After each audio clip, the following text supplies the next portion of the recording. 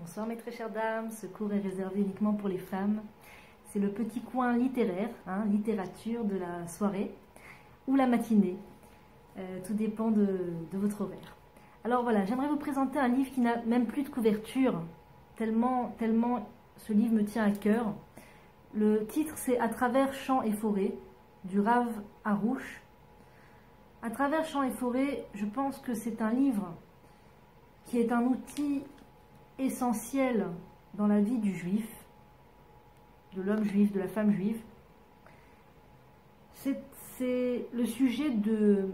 Alors attention, accrochez-vous, parce que si vous n'avez jamais entendu parler de ce sujet, moi je me souviens la première fois où on m'a parlé de ce sujet, j'ai pris la personne pour une folle, pour quelqu'un qui n'avait pas, les pieds sur terre et qui était un petit peu problématique. Quand on m'a parlé de ce sujet, que je vais vous expliquer dans un instant, j'avais tellement pas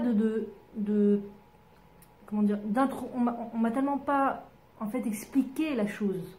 On m'a pas fait d'introduction, on m'a parlé directement du sujet de but en blanc.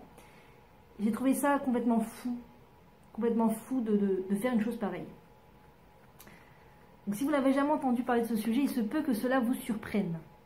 Si vous avez déjà entendu parler de ce sujet, il se peut que cela vous éclaire fortement et que vous pensiez en votre fort intérieur que enfin de l'information sur ce sujet tellement important.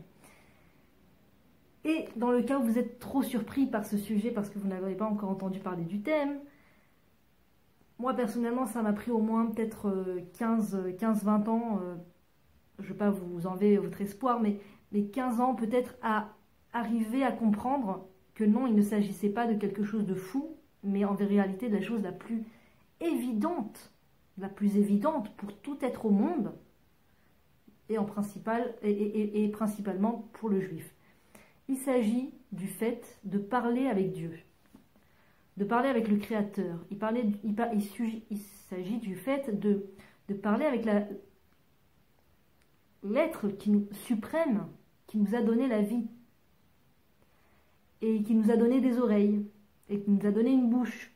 Et comme dit le roi David, s'il nous a donné des oreilles, c'est bien la preuve qu'il nous entend. C'est bien la preuve qu'il nous entend. Donc, en l'occurrence, tout être qui a été doté de l'intelligence et de la parole, naturellement, doit se tourner vers son Créateur pour lui dire « Merci mon Dieu de m'avoir donné la vie ». Et aussi, quand il a des difficultés, la première chose qui doit s'éveiller dans son esprit, qui doit s'éveiller dans l'esprit de l'être humain, c'est de se tourner vers son Créateur pour lui demander de l'aide. Parce que si le Créateur a réussi à nous créer, nous, être si perplexes dans notre constitution physiologique et psychologique, c'est donc que l'intelligence divine est absolument au-dessus de tout, et qu'elle peut très certainement régler nos problèmes et nous aider à régler nos problèmes. Donc bien évidemment que la première adresse, lorsqu'on rencontre une difficulté, une épreuve, logiquement ça doit être de se tourner vers Dieu. Maintenant, comme la société ambiante ne nous a pas habitués à ce réflexe de base, ou peut-être avions-nous ce réflexe dans notre enfance, parce qu'on dit que l'enfant est une âme, et l'enfant laisse exprimer à 100% l'âme. Quand on rencontre des enfants, on rencontre une âme à 100% présente. Quand on rencontre une personne plus âgée, c'est compliqué. Il y a des écorces, il y a des choses qui se sont compliquées dans la personne. Mais quand on rencontre l'enfant, on voit l'âme. On peut voir l'âme sans aucun filtre, sans aucun abat-jour, comme si on verrait une ampoule nue, comme ça, avec la lumière très forte, comme ça. Eh bien, l'enfant, c'est une âme très très forte. C'est l'âme qui sort à l'extérieur, qui est très très forte. Donc oui, quand on était enfant, on devait à l'intérieur de soi ressentir le divin, comme le ressentent les enfants. Les enfants ressentent le divin, voient le... Enfin, on n'a pas besoin de leur expliquer qui est Dieu. À l'intérieur, ils savent qui est Dieu. Ils n'ont pas besoin d'une image ou qu'on leur explique comment s'adresser à Dieu. À l'intérieur, ils sont liés avec Dieu. Ils sont liés avec Dieu. Donc oui, étant enfant, on a dû avoir ce réflexe intérieur de oui, se tourner vers Dieu. Même si ce n'était pas vraiment verbalement, c'était peut-être dans notre esprit. En tout cas, l'ambiance, les médias, l'ambiance ambiante, la façon de s'exprimer des gens, la façon de penser des gens, fait qu'on s'est peut-être éloigné de cette fonction première, qui est de s'adresser au Créateur. Et donc, quand on nous dit, parle à Dieu, on a l'impression que c'est un monde de parler à Dieu, que c'est une planète à des milliers de kilomètres. Moi, parler à Dieu, mais je ne le vois pas, Dieu. Je ne vois pas Dieu, donc je ne vais pas parler à quelque chose que je ne vois pas. Et en plus, il ne me répond pas. Donc je ne vais pas parler à quelqu'un qui ne me répond pas.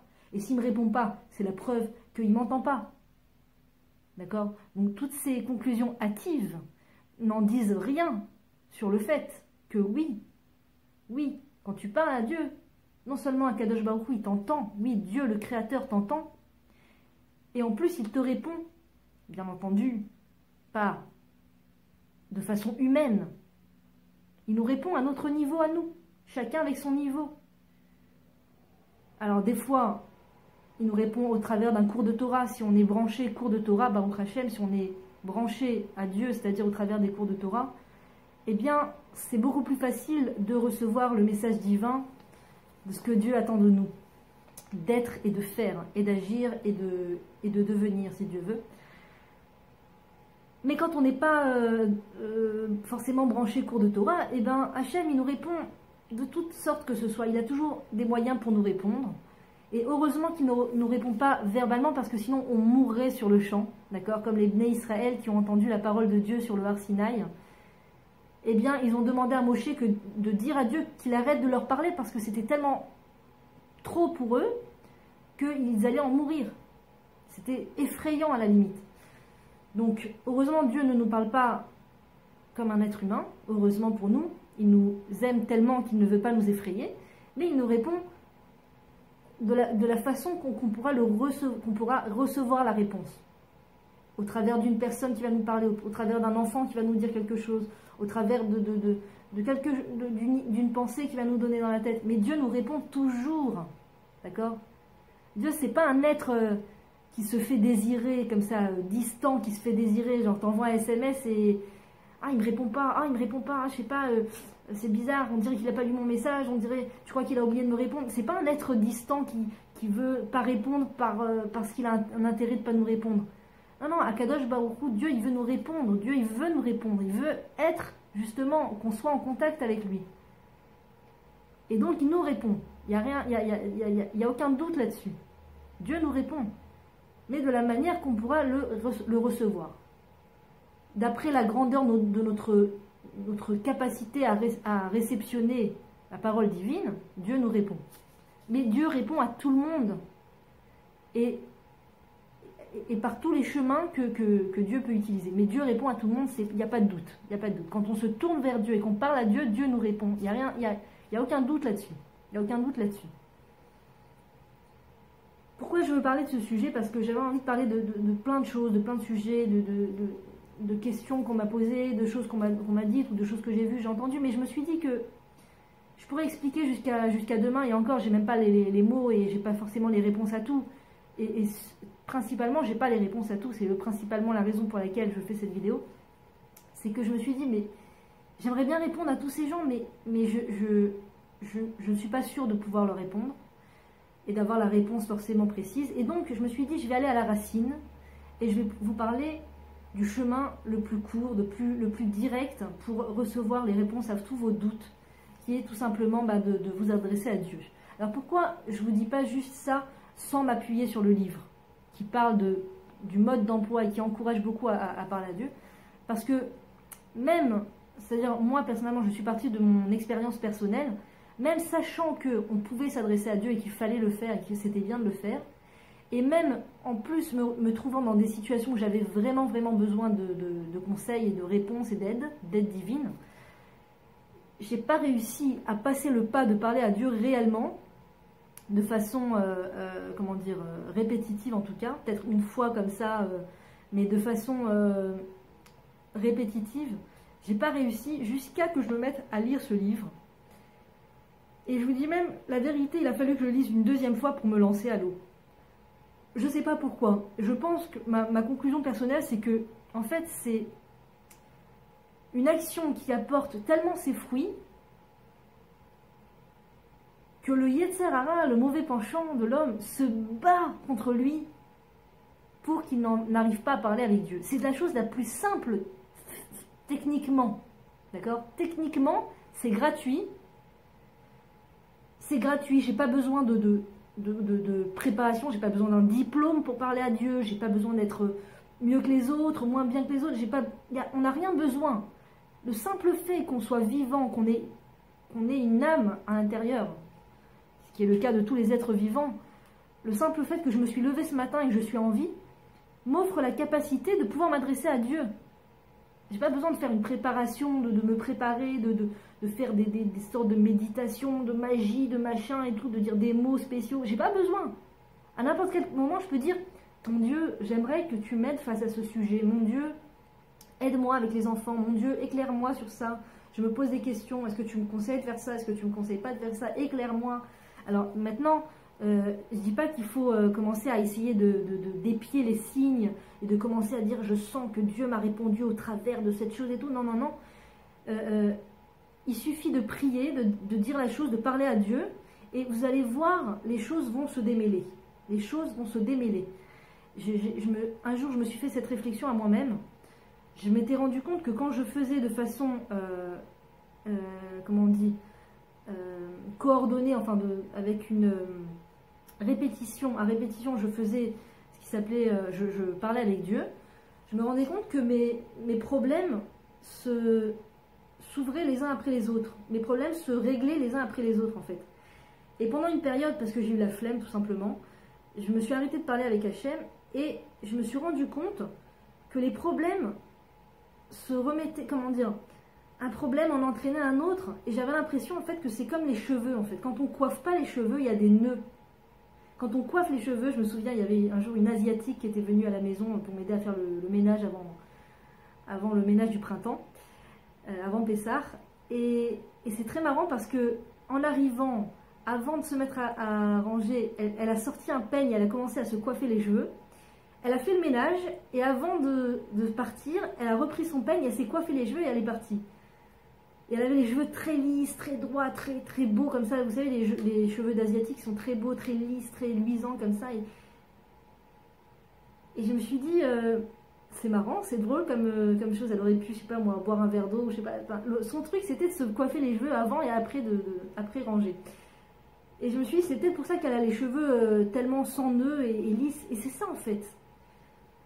Le fait de laisser ses cheveux s'emmêler petit à petit sans les coiffer, ça ajoute un nœud et encore un nœud et encore un nœud, ce qui fait qu'à la fin, si tu mets pas de démêlant, tu peignes pas tes cheveux, à la fin tu as une boule de nœud en fait. Et j'ai senti que la vie c'était pareil. Si on passe un grand laps de temps sans se tourner vers Dieu et sans parler avec lui, notre vie peut devenir comme un sac de nœuds, de problèmes. Et souvent on va se dire, mais c'est comme ça, c'est la vie. Voilà, mais il n'y a rien à faire, c'est comme ça, c'est la vie.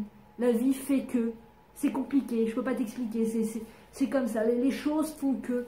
Mais en vérité, ce n'est pas les choses font que, c'est le fait que je ne me suis pas mise à demander à Dieu son avis et son aide pour pouvoir m'aider à régler mes problèmes dans ce monde. C'est exactement la source et la racine de mes problèmes, en fait, des complications qu'ont pris ma vie. Et je me souviens toujours de cette phrase de la rabbinite Shlomit Fisher. Elle disait que quand Dieu t'envoie une petite épreuve, quelque chose de petit, de désagréable, mais encore petit, tout de suite, arrête tout et dis à Dieu, mon Dieu, qu'est-ce que tu veux de moi? Tout de suite. Parce que si tu ne t'arrêtes pas tout de suite devant ce petit problème et tu ne te tournes pas à Dieu en lui disant de la façon la plus simple, mon Dieu, qu'est-ce que tu attends de moi? Qu'est-ce que tu veux de moi, mon Dieu? Éclaire-moi. Éclaire-moi. Quel chemin de pensée veux-tu que je prenne? Est-ce que tu veux que je continue de faire ces actions? Est-ce que tu veux que j'arrête de faire ces actions? Ça s'appelle faire tchouva, en fait. Se remettre en question. Faire tchouva.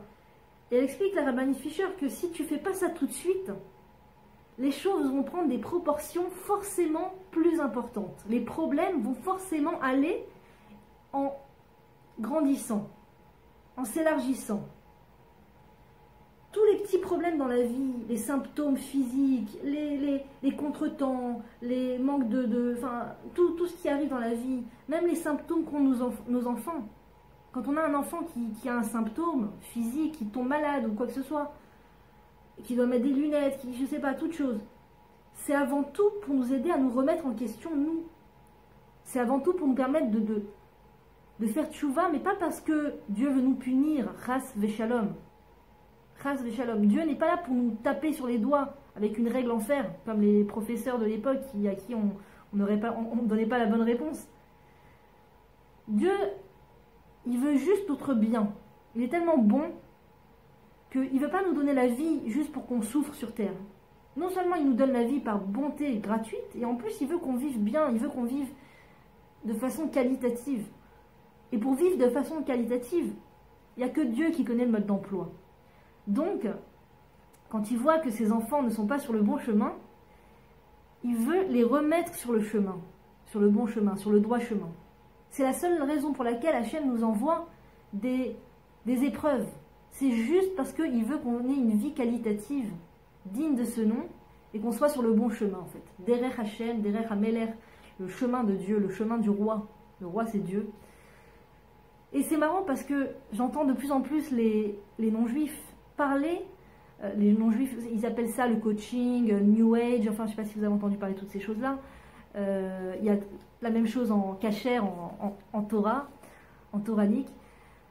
Eux, ils parlent de remerciement, de gratitude. Ils parlent beaucoup de gratitude ces derniers temps. Et c'est émouvant parce que c'est vraiment ça. C'est vraiment à ça qu'un juif doit arriver comme conclusion. C'est qu'il faut être justement dans la gratitude Et comme ils ne savent pas exactement à qui, envers qui être plein de remerciements, mais c'est déjà un pas énorme. Shkoyar, c'est déjà un pas énorme. De savoir qu'il faut remercier. Et ils ont plein de théories dessus, des théories fantastiques.